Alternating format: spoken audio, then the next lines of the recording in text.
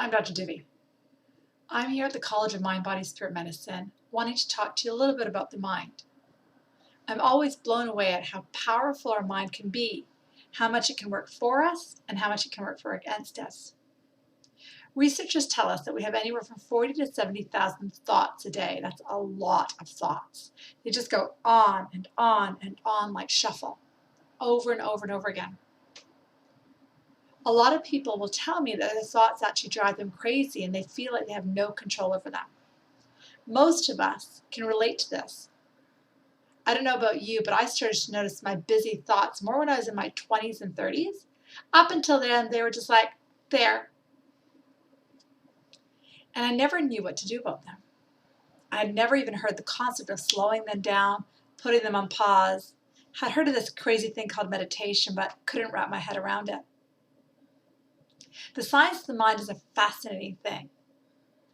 It really gets us to understand that we are not our thoughts. Here's us, and here are our thoughts. If we have that many thoughts, what the heck can we do about them?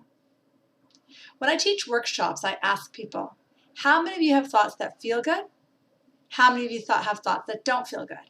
And I take basically a survey in the room. What I have discovered is that most people find that they have sequences of thoughts that go on shuffle that don't feel good. And they have a heck of a lot sequence of thoughts that do feel good.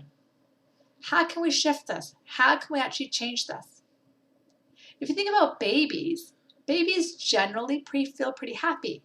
They get upset, they cry, but then they switch out of it. They can go back to being happy pretty quickly. What the heck happens as we get older? Why do we get consumed by that sadness, that anxiety, that depression, that pain?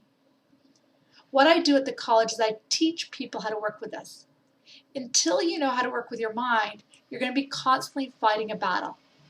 Your mind, as we speak, might be creating anxiety for you, depression for you, worries for you, pain for you, because thoughts are things.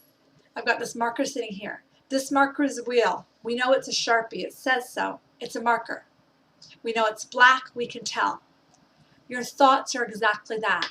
Just because you can't see them doesn't mean they're real. How they show up by this of events is either in how you feel, anxious, depressed, sad, or in how your body responds, pain, illness, disease. I've got a really exciting workshop coming up called The Science of the Mind, where I'm going to take this a lot deeper. I could spend hours talking about this because it's such an exciting and enrapturing conversation for me, and to help somebody even this much to learn something that they can shift, amazing. I invite you to join me for my upcoming complimentary workshop. It's on August 29th, Monday evening. If you can't join me live, please sign up. You'll get the recording. In that workshop, we'll have an interactive discussion, practice trying out different things to teach you about the science of the mind. Unless you start to understand it, it rules you. I invite you. Wouldn't you feel just this much better or this much better if you could have a break? I'll see you on the 29th. Have a great day. Ciao.